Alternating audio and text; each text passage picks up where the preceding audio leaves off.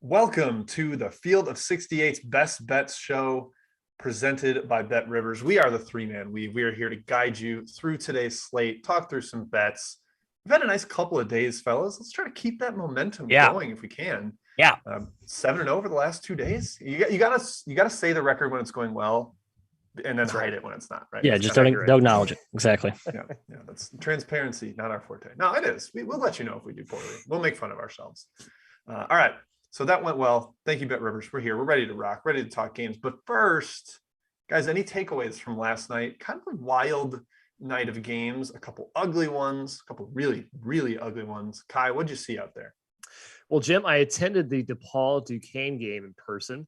Got courtside seats. That was pretty sweet. Was right next to the Duquesne bench. Could hear everything they said. Was making eye contact with the players the whole game. A lot of talk on the bench. Did you wink at any of them? No, I didn't wink at any of them. A lot of funny walk-ons. They chirp all game long, man. They're talking trash. Keith Dambrot is a saint. Love that guy, the head coach of Duquesne. But Matt, Duquesne got smoked in the second half. DePaul just put it on them. They have another gear, and they went to the next gear against Duquesne last night. Impressive showing in front of maybe like 100 people in the arena. Kai, we said the same thing when I watched DePaul against Loyola. They have that gear. We just don't see them in top gear all the time. I think they're a great live betting team. I think they're a great team when motivated as a underdog, and probably a team that's going to be lethargic and sleepwalk through some games. I learned that Virginia has some real issues on offense. I mean, I don't think James Madison played particularly well. I know Virginia's defense is a different type of animal considering relative to what JMU's seen this season. But man, UVA had every opportunity to at least build a lead early on. They just couldn't make anything. They made that late comeback. They got the lead and they still couldn't put the foot over the finish line, Jim. Curious what Virginia eventually settles into in the ACC. Right? Is this going to be potentially Bennett's worst season in the last, decade or so? Or are they going to figure it out? Or some of these young guys going to step to the forefront? But man, hey, but also props to Tony Bennett for playing that game. That's awesome. And he goes on the road to a mid-major hype venue. Respect, Tony. Yeah. You see his quote, Matt? He said, Wisconsin Marquette wouldn't come to Green Bay when he was there. And he's like, we should be playing these kind of games. Tip of the cap to him. I think they went 12 minutes without a point in the first half, something like that. They were stuck on 11 for whenever whoever made the shot to break the spell, the announcer went absolutely ballistic. It was like they just hit a game-winning shot just to break that entire cold streak. Ugh. A couple of wild box scores last night. I just wanted to call out. I did watch a lot of hoops, but I'm pointing out box scores. Taron Armstrong, the daily update. He had 11 points, 8 rebounds, 15 assists, and only 2 turnovers. I mean, the guy is just a playmaking monster. Villanova, guys, they took 53s. They had 27 offensive rebounds against the Syracuse zone. They only made 26% of those threes, but they still were able to get the double-digit win. And then I nod to Luke in the chat. There might not be a worse beat than the Temple Vandy under yesterday. I believe it was 50-41 with like a minute left. And then there were 23 points in the final minute, went to overtime and barely got over. Overtime. Just disgusting. Wow. So apologies to anybody on that one. Yeah. Maybe take the night off. Take the night off if you bet on that one. Kind of double down. You double down. Go back. Chase. Don't chase. We never recommend chasing. Yeah. We try to give good advice here, Matthew. We try to give good advice. Only West Coast late night chases. Only those. Yeah.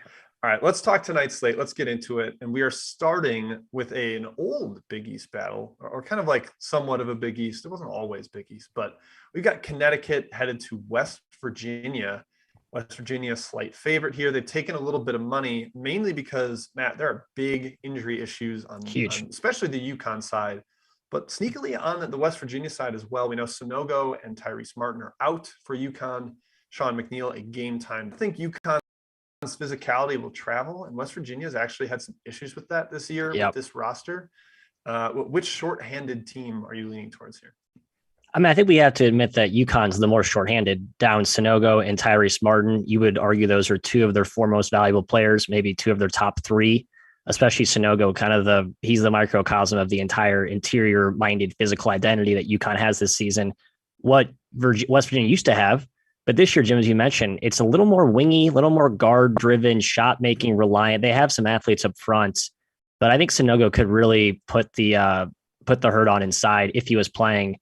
Kind of have others up front. I think UConn does still have an edge up inside. I just will not be taking UConn because I respect West Virginia's home court. This feels like a classic West Virginia just goes on a ballistic shot making run and they win by 10.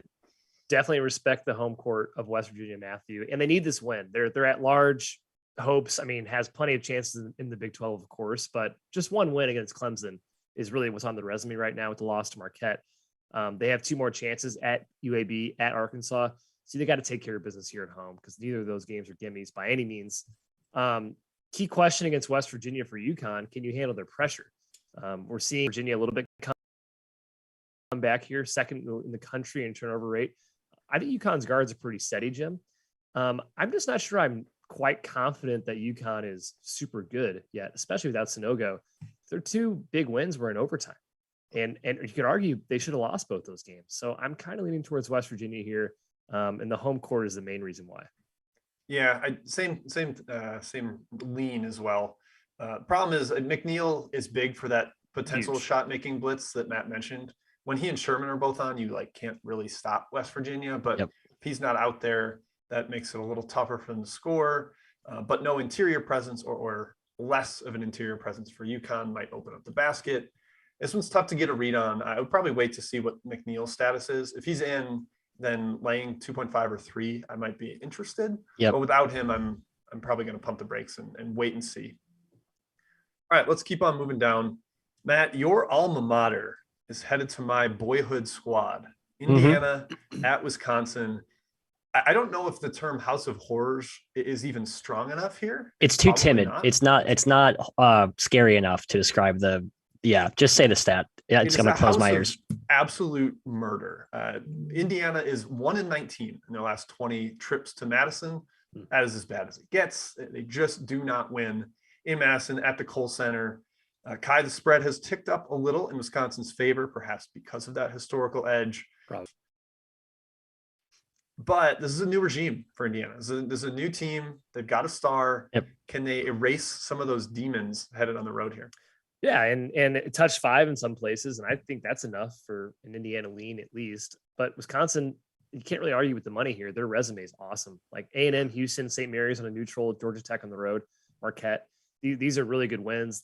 They're setting up for already a high seed in March. And Indiana's schedule, Matt, has been pretty soft this year. They lost a tough one to Syracuse in double overtime, and they haven't really played anybody else. Xavier Johnson, key to this game, I think. He needs to get his head screwed on right. He's been a walking turnover this year. We know TJD is going to eat. He's going to get his. But I think Xavier Johnson needs to play well. And then, of course, IU needs to figure out how to stop Johnny Davis. You know who would be good for that, Matt? Al Durham. Al Durham would be a good guy to put on Johnny Davis. Too bad he's not around anymore. Yeah, went to the East Coast and has been a boon for the Friars. We'll talk about Providence, I assume, very shortly. Jim, Mike Woodson. We're starting to see him now face these very important non-con showcase games, big conference games now we're getting into. Can he scout and prepare and go through the rigor that is the Big Ten maze? Wisconsin, they're going to run nuanced stuff, a lot of action. You got to be able to defend. I worry that we haven't seen Woodson do that yet. It's been more let the balls out and let's let our talent outperform our opponent. In Syracuse, that's kind of what it looked like, to be honest. And Indiana stayed into the 15th round. But I'm just a little concerned here. The House of Horse thing is real. I do think Indiana is the slightly better team on a neutral court, but I'm not trying to go against the incredibly dominant, one-sided, lopsided Wisconsin at home versus Indiana trend. Just can't do it. Wisconsin just in general is an awesome home team. They have been years and years and years. And the Davis factor is like the hard to quantify part. Like he has been unbelievable getting one-on-one buckets. Some of his moves, like I think it was Prosper for Marquette that he just put into the blender and crossed him up and stepped back. It's just hard to defend a team that runs great action and also has the late shot clock ace in the hole. So yeah, the number definitely leaned towards Indiana, but I'm spooked to back the Hoosiers at the Kohl Center. It's just not a thing I want to get into right now. Matt, just to rub it in your face a little more, 24 of the last 30 meetings anywhere have gone Wisconsin's way. So it doesn't even matter if it's at the Kohl Center. Yeah, I think I went 4 of my 5 years there. Wisconsin won at Assembly, or at least 3 of my 5. I think there was one game there may have been an imbalanced schedule, but yeah, it's not fun to play Wisconsin. Football, basketball, racquetball, anything. I feel like Wisconsin is Indiana's father. Yep. All right, let's stay in the Big Ten. Kai, kind of your adopted Big Ten team a little bit here. The Minnesota Golden Gophers hosting Michigan State at the Barn. Sparty's a mid-sized road favorite. Matt, yesterday, the other Michigan school was a mid-sized road favorite, and they beat the brains out of Nebraska. Won by like 35, dropped triple digits on them, never close in the second half. We were skeptical of Minnesota coming into this year, but they've been really, really solid. They kind of know who they are. Does that mean that Michigan State is in for a little bit of a surprise here headed to the barn? Yeah, maybe. Homasoda? Is it Homasoda. Last year, they beat Iowa at home before they went on that little terrible streak. Yeah, man, Minnesota taking care of business against Mississippi State was super impressive. They're literally a tournament team right now at this very moment, which is surprising. We thought Minnesota would struggle. They are kind of a mid-major roster, Jim, but Ben Johnson, you have to give him credit. He's done a really, really good job. Michigan State is legit though, Matt. They're the third best defense in the country for KenPom. We might finally see Minnesota get exposed here. But it's a big spread. 7 points at the barn, which is a very tough place to play. I'm actually leaning towards Minnesota. I'm too. It's my best bet. Teaser. Boom. Whoa. Explosion. Homasoda. Eddie Gopher.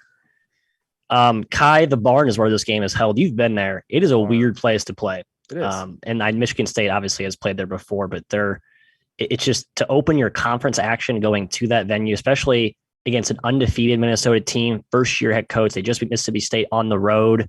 That place should be rocking. I don't have any leads or intel behind that. I haven't talked to anyone in the program. That place should be nuts. This is just classic respect, Big Ten home court. I think 7's a good key number. If you can get it at 7 or higher, maybe you find a hook out there. Maybe BetRivers will offer you a hook at some point. Keep it monitoring throughout the day. But I think 7 is a great price here, Jim. One thing to note, Sean Sutherland's sixth man game time decision. They are not very deep. That does worry me, but I still like it, even if he does not give it a go. I think they just grind it out, slow possession. They batten down the hatch, get it done. I kind of lean the other way, which I know is a little bit spinny. It's not it's probably the public side here because Michigan State is a brand and they're, only laying 7. But Matt, I don't like Minnesota's value. It's probably at its peak right now, unless you really buy this team. They got really hot at Mississippi State. I think that's the outcome that is in people's minds right now. Fair. I'm not very high on Mississippi State though, so that's part of it. And Michigan State's starting to find itself a little bit. Tyson Walker has 16 assists, 3 turnovers in his last 2 games. I think he's asserting himself as the point guard. So I don't know that defense, and Minnesota made some shots against Mississippi State. Jamison Battle specifically. I don't know if they'll be that hot this time, but guy makes shots. Yeah, the tempo does certainly favor the dog because it's going to be slow. I think it's going to be tough for Michigan State to speed this up. All right, let's keep on rolling. Kai, I'm coming to you first on this next one, and I hope you have any sort of opinion at all. Yeah, right. We've got Dayton going to SMU. There might not be 2 more bipolar teams in the entire country in terms of we see a ceiling with Dayton when they beat Kansas, but they can lose at home to Lipscomb by 20. And SMU can be awesome in one half and then terrible. They both started really bad. SMU started 1-7 against the spread. They've covered 2 straight. Dayton started 0-4. They've covered 5 straight, including 3 outright wins. 5 straight. Man, ultimate Jekyll and Hyde teams. Kai, can we possibly trust either one? Whatever motivational speaker that Dayton got in their locker room, we need to hire him. Yeah, we do. It's done wonders. I'm lacking motivation myself, so yeah, I agree. A completely new team, incredible. SMU starting to look better. Jim, like you said, 2 straight covers. They lost to Mizzou. Let's all remember that one because Mizzou is terrible. You can't do that. You can't lose to Mizzou this year. You can't do that. Does SMU have an answer for Kamara, Matthew? I'm not sure Weathers is mobile enough. I'm not sure Tristan Clark is either. Definitely not JC. I don't know. I don't think anyone can stop him. And Dayton's being smart. Anthony Grant's being smart by playing through him more. That's what they should be doing. He's a fantastic talent. I don't want to sit in front of the Dayton train, but they're probably getting close back to their peak value. If you're looking to sell, SMU's probably still ramping up in terms of value. So maybe there's something there with -4 for SMU. I'm not getting in front of Dayton though. Yeah, Jim, I think preseason I would have made this game like -7. And you look at that one way and say, okay, there's value here. Yeah, because I had SMU in the clouds. And Dayton, we all thought was going to be pretty shoddy, right? I don't think I had them pretty high, to be honest. I would have had these teams even preseason. Oh, no. Okay. You guys are fools then. I guess no, you're not. You're actually correct Not because the anymore. line's come down to closer to what it is now. But SMU has shown minimal to no evidence that I was anywhere close to accurate. Yeah, their recent wins, great, their wins, but Vandy's a shell of itself. Louisiana Monroe, I mean, basically needed a miracle comeback to win that game. I should take SMU. I'm just not going to. Don't trust them. They're on my shit list. They will be there all year until they give me like 2 or 3 good non-asterisk games to prove me otherwise. So hard stay away. Sorry to be boring. Yeah, I think Dayton has fully found themselves. Like they are rolling teams. Like they, for a while, we were like, okay, maybe they're going to be a terrible big favorite. But after that ESPN's Invitational title, they came back home and destroyed 2 teams at home. I would lean towards the Flyers right now. I think they have a better idea of who they are than SMU does. I mean, you look at the lineups that Jankovic is rolling out. He's bringing both Weathers off the bench. He's just kind of like changing it up every game. They started 4 guards last time. I don't think they have a clue who they are besides, well, Kendrick Davis is good, I guess. Like that's yeah, right. Just kind of bail us out. That's what they've always. Yeah, that's what they've always been. Yeah. So I would lean towards Dayton, but this is a only bet it if my gun is to my head, because I think these 2 teams are so erratic that it's not something I'm willing to get invested in. All right, Matthew, you are my czar today. Let's go to you in the chat. First, folks, hit that like button, subscribe. We are aiming for 1,000 subscribers on the YouTube channel by December 17th. So tell your friends, tell your mom, tell your dad, tell your dog. Let's get some more subscribers. Thank you, Jim. Phenomenal endorsement. Kai, I'm going to you. A little Carolina showdown. Fantastic. Wofford, Gardner-Webb. I love both these teams. That's kind of where I stand. I think Gardner-Webb has you could argue they have the advantage on the perimeter. I think Wofford's bigs have been awesome, even without Messiah Jones. What like Godwin up front, like they dominated Georgia inside, which I know isn't saying much, but still very impressive. Sort of stylistic clash. What do you see here? And BJ Mack, he's having a great Mack's year been as well. phenomenal. Yes. Yeah. I've been very impressed with Wofford, how they've continued to be good without Messiah Jones. I thought that was really going to hurt them. It hasn't. They've played just as well. Gardner-Webb, not a pushover. Big South, maybe favorite at this point. You could probably say Winthrop still is, but I'm leaning towards Wofford in this game, Matt, but I have absolutely nothing strong. Gardner-Webb's been awesome lately. Yes. I'm kind of scared of getting in the way of them. Is that the most like religiously named front court for Wofford? Messiah Jones, Samuel Godwin.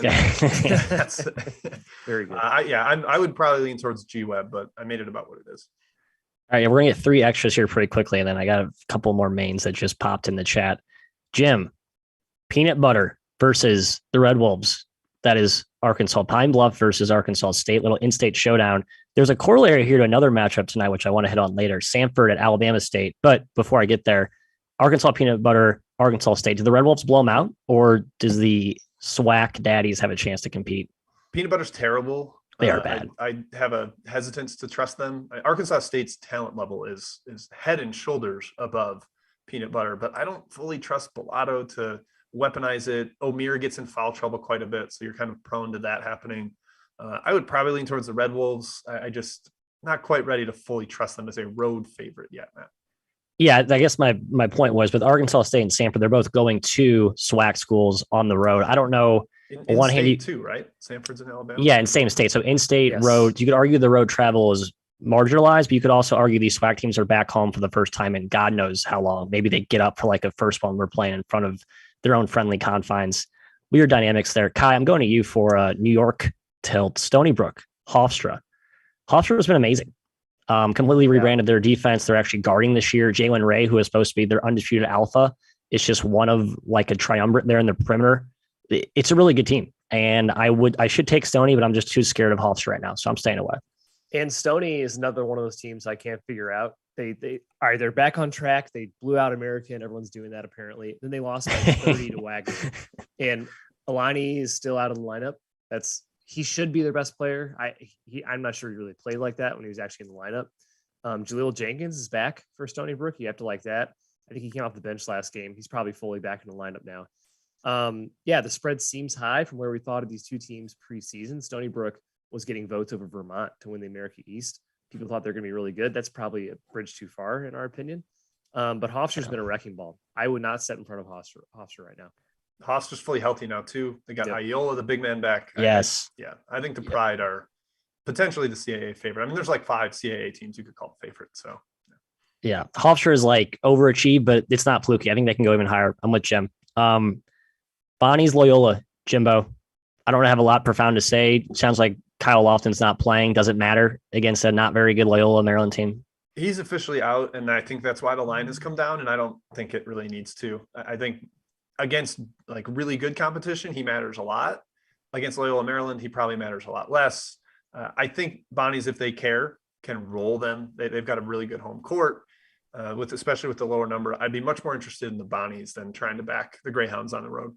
Yeah, I actually liked what they played Holmes at point, I think, against Buffalo, and he, managed pretty well. So I agree. I think you could kind of buy back here against the injury money, which injuries mean nothing. Just want to reiterate that once a show. Except for like four that one guy. There's like 4 or 5 that do. We'll try to underscore those when they emerge. We got 2 main board questions here. I think one's on the outline. Sorry, my outline crashed, so I'm going blind here. The first one, Montana Air Force. Surely we didn't add that to the outline, right? That's not on the outline. Okay, Kai. Let's see. 2 teams that are sort of conundrums, riddles for us. Would you Air agree Force with that? has been so much better than expected. Way better than we thought. And Montana is not the second half collapsed dumpster fire that we've seen the last 2 seasons. So yeah, I tend to think Montana's back to where we're normally used to seeing them. Like, put the COVID year away for a second. They're always a top 3 Big Sky team. They always win 20 plus games. They're always among the best mid majors in the country. I think they're almost back to that point. So this is that type of Montana team. But Air Force, man, like Jim said, they're covering like every game. The way they play, they slow games down. They want to play under 60 possessions. Joe Scott runs the slowest offense on the planet, and it's working. They start a guy who looks like he's 14 years old, but somehow they're still covering games. I'm leaning towards Montana, but Air Force as a medium to big size dog has not been fun to fade this season. Yeah, I kind of like Montana. They started three true freshmen for 2 straight years, last 2 years. So now they're kind of a little older, more experienced. They're not collapsing as much as Matt noted. They almost won at Northern Colorado. They've been really tough. I actually have been impressed with the Grizzlies this year. Yeah, I can't get a read on either team. Both have outpaced my expectations. I'm staying away. That's all I have. I got 2 more here. Do you want to hit them real quick, or should we Holstrom? Holstrom. We're going to get back to the outline. I'll let you know what's in the outline. I got it. I found it in the email. We're good. So I'm back on track here. That's good. All right. Stuff. Wyoming at Arizona, guys. This is a battle of 2 undefeateds. So get ready for the Ken Palm tweet after the game where he apologizes to likely Wyoming, as Arizona is a 16.5-point favorite. But Kai, I mean, Graham Ike has dominated the paint against basically everybody he's played. Good luck with that against Arizona's front court. I mean, that is a mega challenge. Arizona has good matchups for Maldonado, like long athletic wings that can kind of cover him up. Can Wyoming hang around, or is this just Arizona Tucson juggernaut? Sidewise, both have been really good against the spread, but you cannot make me bet against Arizona at the current the way they're playing right now. The over is where I'm leaning, Matthew. Arizona's yet to play a game under 70 possessions. They're playing extremely fast, and Wyoming's pace this year is deflated because of their competition. 4 out of 7 teams they've faced are around 300th in tempo, and 2 of the fast teams they played, they blew out of the gym. So I'm not putting much stock into Wyoming's current pace numbers. I think they will play fast. Now, Linder's smart. He's not going to get into a track meet with Arizona, but I think he's fine with going up and down a little bit. And Matt, we know Linder takes great shots. His teams take high percentage shots. They can score even against this juggernaut defense, even if they take away EK. So I think there's going to be a lot of points in this game, and the over is my the best bet in this matchup, I would say. But not one of your best bets. But not one of my best bets. That's correct, Jeff. Man, I kind of think Wyoming's a live dog here. I'm not betting against Arizona because like money line? No, not money line. I just think they're that's what live dog means for the record. Is that a direct translation? Live dog means can win the game. Yeah. Okay. I think they have a chance to compete. I'm not going money line. They get a chance to compete. Money lines is not going to come out of the closet for this one. I think this is going to be closer than people think. I know there's a big advantage up front, and it's not as glaring as it looks on paper. Jim mentioned how awesome EK's been. Wyoming can make shots too. They run good offense. I just think this is the first time we've seen Arizona play like a team that has some real intricacies in how it executes on offense, multiple shot makers and shooters, true inside-out balance. But Kai, you're right. If Linder's smart, do not try and run with these guys. Do not. I think it's hard to avoid running with them because they pressure. They've been really, really good defensively. They force tough shots, so they get going on the break. Matt, I'm gonna drag you along and convince you that Arizona is good at some point. That they're I think they're awesome. They're a top 5 team. They're legit. You don't got to convince me. You got to convince Kai. Kai's the one who's still on the I don't know if they're that good bandwagon. No. Howie just asked in Don't the put chat that if there's stink still on me. Howie just asked if there's still value on Arizona 40-1 to win it all. I think there is. Yes. This team is like 20-1. Really good. Yeah. Yep. All right. Let's move on. Let's go to Fort Worth, a semi-neutral game here. TCU not actually hosting this on campus, but is at Dickies Arena in Fort Worth. Utah versus TCU. Man, I like this Utah team. They're a little bit hampered by injuries, Matthew. Yep. Carlson did play last game, potentially their best player. Marco Anthony's been out. I'm curious if they're going to lean towards resting these guys coming off of a Pac-12 game, or if they know that this is notable for a potential at-large resume and they want to get this one. The number has gone way towards TCU. They've taken a lot of money. They're up to 3 at BetRivers before the show. Back down 2.5, but yeah. Back down? Yeah, well, tug of war. Love that. Do you think the Utah injury situation is just too much to back them here? Yes, I think Marco Anthony is one of the few injuries in this country that matters. It just you look at that roster, You're putting him up there as one of like the top 10 most important players. You have to normalize for like market awareness, I guess. Like the guys that score and shoot a lot. Like I think they're more easily replaceable than guys like Anthony, who is a Swiss Army knife defender. I think he was averaging like 9 rebounds a game before he went down. Can be a complimentary ball handler. Just does a lot of different things that this team sorely misses without him. I thought it was really exposed against BYU. I'm sort of putting in Utah on my no bet list until I see him back, even with Carlson back high. Yeah, he's key. I don't know if they've covered their last 2 at least with him out of the lineup. So I wanted when it hit 3, I was thinking about Utah. I was too. TCU struggled in every single game it's played this year. They've only played one top 100 game. That was against Santa Clara, and they lost. And if Carlson's fully healthy, Jim, that's extremely important because TCU's only success this season has been on the glass. And Carlson at 7 feet tall is a rim protector. He rebounds. He's huge too, impending what TCU is trying to do. So 3 feels too high. I would lean towards Utah. 2.5, I'm probably just going to sit on the sidelines. Yeah, I can see this one being ugly. The number's been bet down a couple points, it looks like. So under, potentially some value. I don't really have an edge numerically there, but matchup wise, injury situation wise, like I could see under just being a little bit of a rock fight.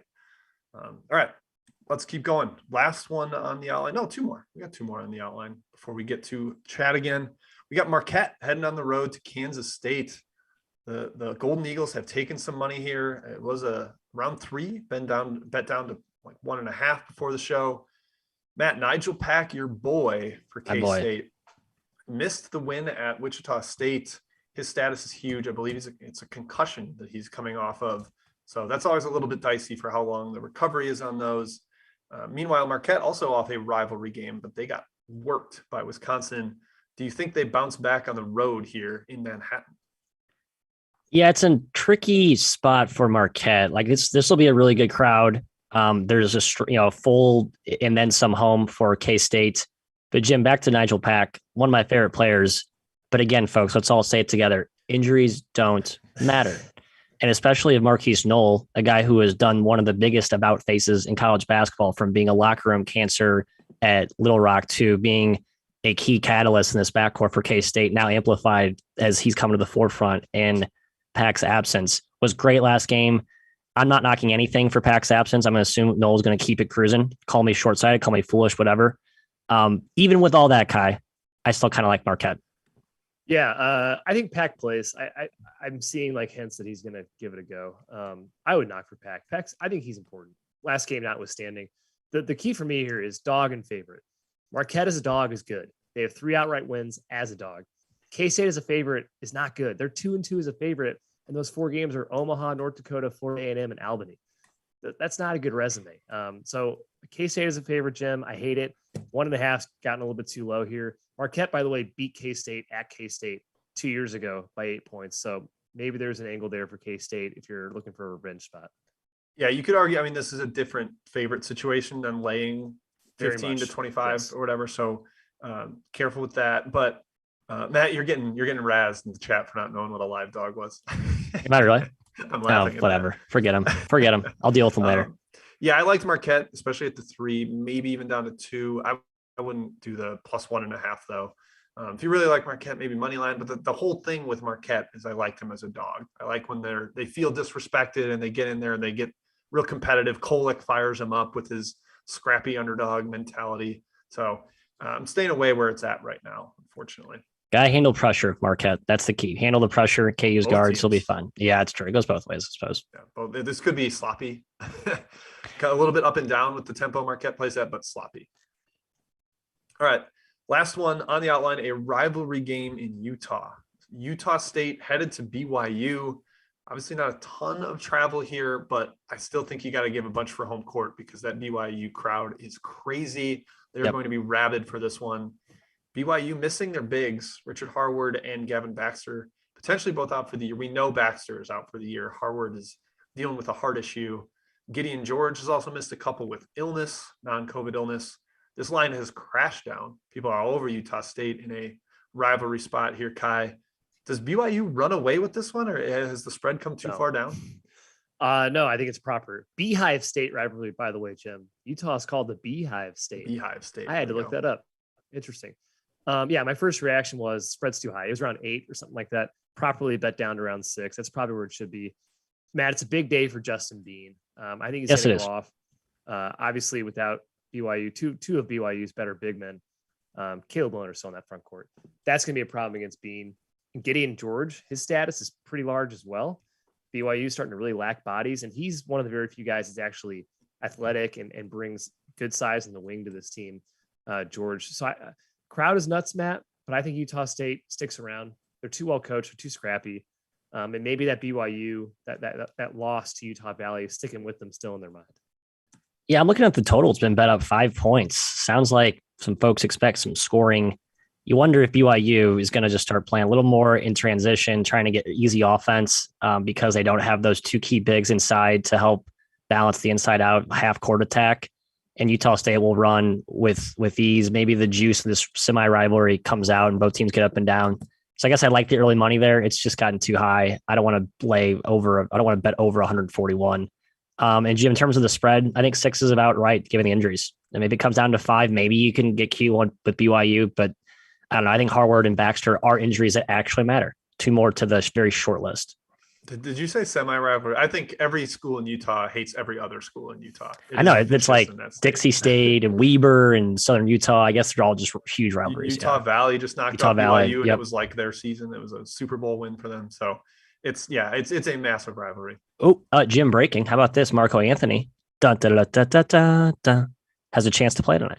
Oh, has a chance. Okay. All right. I thought you were going to say he's in. I bet that line comes crashing down any second now. You know what? I think they're right if they hit Utah right now.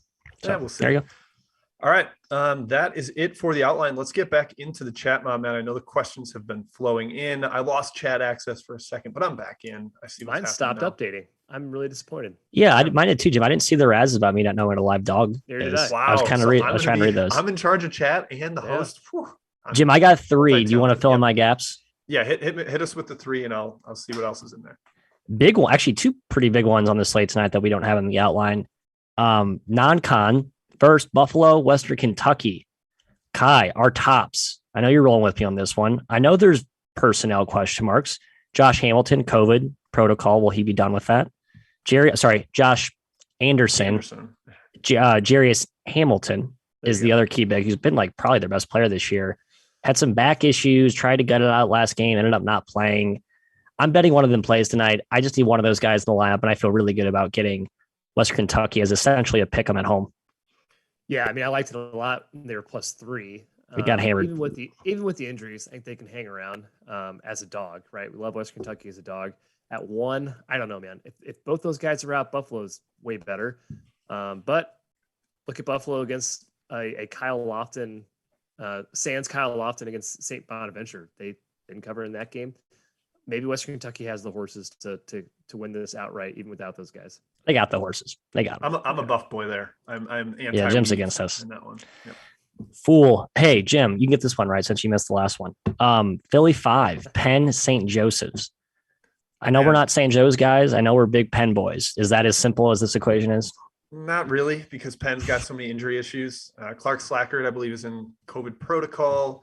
Spinoso and Lorca Lloyd, their 2 best big guys, are out. They did get Michael Wang back recently, and he's been good. Like, he gives them an offensive presence, but inside defensively, they struggle a little bit. They got to knock down shots. I don't really want to trust St. Joe's laying points in a Philly 5 game, but Penn has not been great. So lean towards the Quakers, but I understand that has been folly lately. This game's up to 4.5, 5. Yeah, I lean to the red and blue here. Good God. St. Joe's is, I'm sorry. The guy's out. The guy's out. Right. Who's out? Is there a new injury update? I'm sure people lines 4.5, 5. There's got to be guys out for Penn. Okay. I think it's the one everyone knows. I think it's known though. Yeah. Did people just now read that or something? Well, whatever. I don't know. St. Joe's. Both teams suck. Yeah. Both teams suck. I hate watching St. Joe's. That team is so poorly coached. Sorry, Billy Lang. I love watching the Hawk. Fantastic. The Hawk's great, but the actual product on the court in between the lines, not as fun to watch. Not as good. Yeah. Speaking of Ivies, Cornell going to Va Tech tonight. They're catching 18. Will anyone ever respect Cornell? 18 at Virginia Tech? Not exactly a home run dominating favorite. Kai, Jim, you both raise your eyebrows like we should all ride the Cornell big red train. Yeah, we should. Yes, we should. Down to 17 now. I don't know. Jordan Jones missed last game for Cornell. He's one of their starters. I know they seem pretty deep to me. I don't think anyone really. They do seem deep. They seem personnel agnostic, just the way they're playing this year. Playing super fast. I know Virginia Tech doesn't, but I'm sure they'll be like, all right, whatever. We're a lot better than you. We'll play fast. I can see Virginia Tech blowing them out, but also why step in front of a team that's undefeated against the spread? There's really no need to, Jim. Pick your spots elsewhere. I think Virginia Tech's been awesome as a big favorite this year. They started the first 4 or 5 games, covers, right? So potentially could get back to that here. But Cornell is maybe undefeated against the spread. They've been a complete monster. Yeah, I do think Jordan Jones matters a ton. Like he's their highest usage guy. They have been really, really good, but that was a non-D1 game, so perhaps he just was resting. Exactly. Yep. So I would expect him back for this one. I just saw one comment from Luke McConnell. Is San Fran laying way too many tonight? Well, the spread's come down. Thought they were laying too many when it opened around 10. It came down to, I think, 7, and now it's been 7.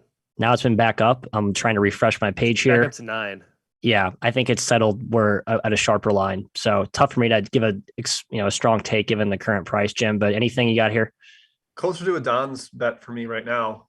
I would lean that way. Down at that 7.5, 7 was like, oh man, it's probably time to step in. I missed it. It got hit right back pretty quickly. It was not down there for very long. So currently a stay away from me, but I'm sort of close to adding the Dons. I'm guessing Baker's back from Fresno. It's probably dumb injury money. Again, injuries don't matter. I think Baker will matter eventually. His first game back, though. Baker. Yeah, it's one guy.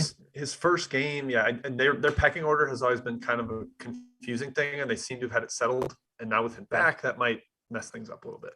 And feel free to check out what the Dons have done this year, by the way. If you find a flaw in that resume, please alert us. I don't see one.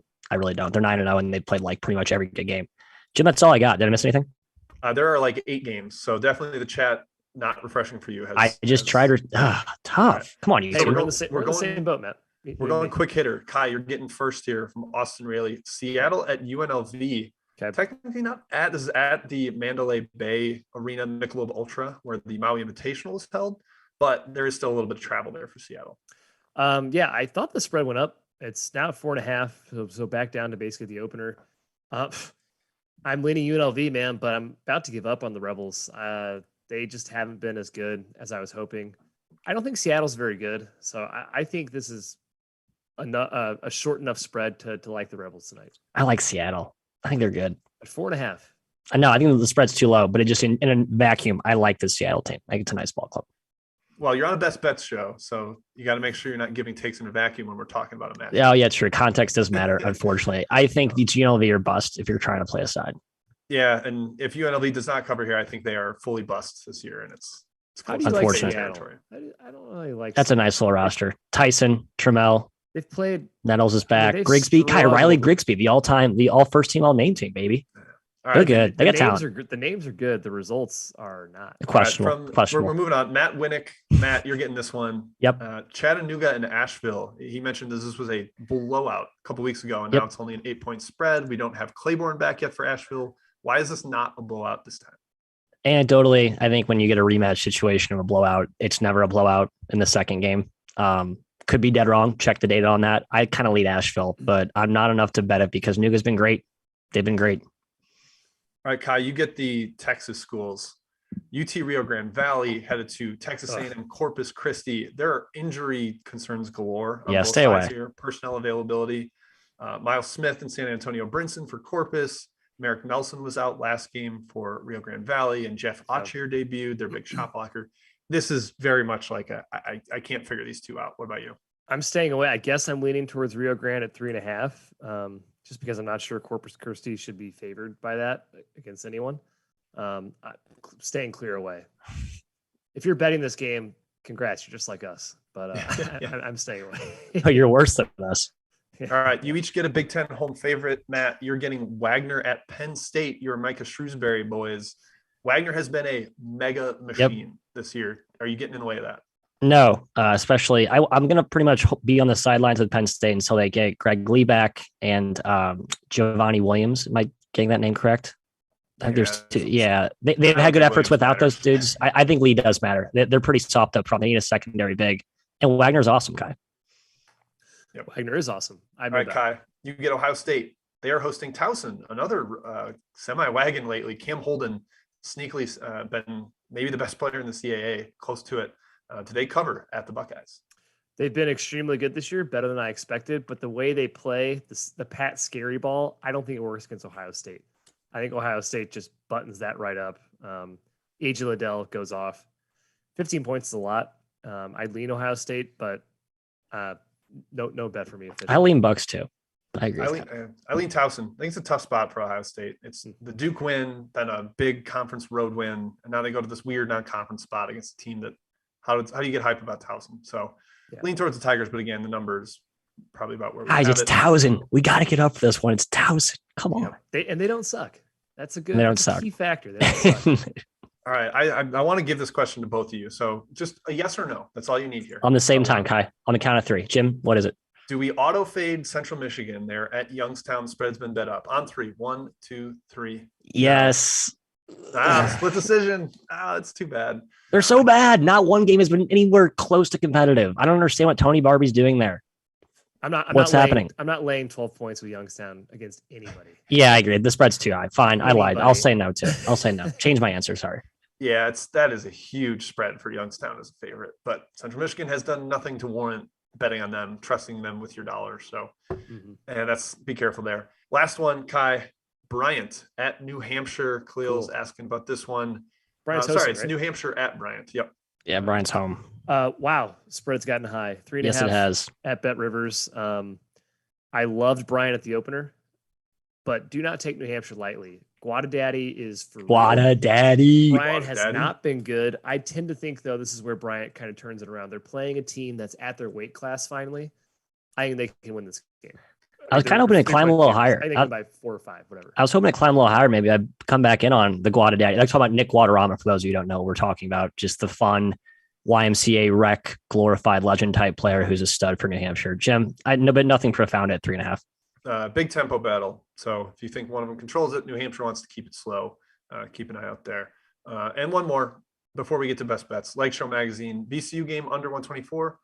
Always lean under in VCU games. Yeah. They are disgusting, especially after some of the gross ball we saw yesterday.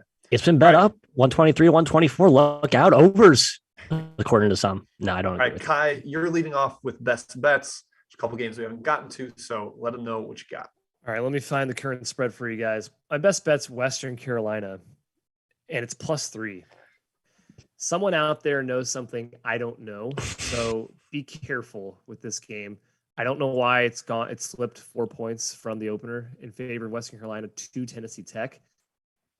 Doesn't make sense to me. I'm sure someone knows something, so be wary of injuries there. I just think that's ridiculous that Western Carolina is a 3-point dog at home against Tennessee Tech, Matt, a team that is certainly more talented than normal, but not a team that's proven its ability to be a favorite on the road. Yeah, Tennessee Tech, Tennessee State, same boat. Ton of talent. Individual pieces look good. Both have various performances relative to those expectations this year. Tennessee State, disastrous. Tennessee Tech, volatile, to be kind. I think Kai is the winner there. That's all I'll say. Jim, my best bet. Oh, go ahead. WCDU takes so many threes that it's hard to figure them out. But yeah, go ahead. Hope they're hot. Minnesota. This is not like some grand unveil here. I've already kind of spoiled it. But yeah, Minnesota took it at 7. Nothing below 7. I think they hang around here with Sparty at home. All right. And my best bet is Eastern Michigan, guys. I got Noah Farrakhan back. I kind of trust them a little more with Farrakhan there. He had a big game off the bench against a non-D1 team. pretty bad without him, but he makes the pecking order make sense for them. So slight favorite there. Last I saw was -1, Eastern Michigan -1. So that is what I'm riding with my best bet. Believe that is it, guys. Do we have anything else we need to summarize here? No, I think Farrakhan, Jim, EMU 4-1 with him in the lineup against the spread, 0-2, 0-3 without him in the lineup. So he definitely met one of the 10 guys in the country that matters, Matt. Yeah, we'll just start making a list of guys that matter and guys that don't matter. We'll put him on the good list, the not naughty list. Also of note, Niagara just played 2 conference games. Now they go to Eastern Michigan. Like, why do they care about this one? I mean, they'll compete, but I think it definitely trends more towards Eastern Michigan. All right, that is it. Thank you, everyone, for tuning in. That is our Wednesday show. We are back on Friday, correct? Yeah, there's teeny tiny slate tomorrow and not even any super big games, except there might be one. But Friday, we'll be back talking through everything there. And then we're with you on the weekend. So we'll see you at 1 p.m. Eastern on Friday.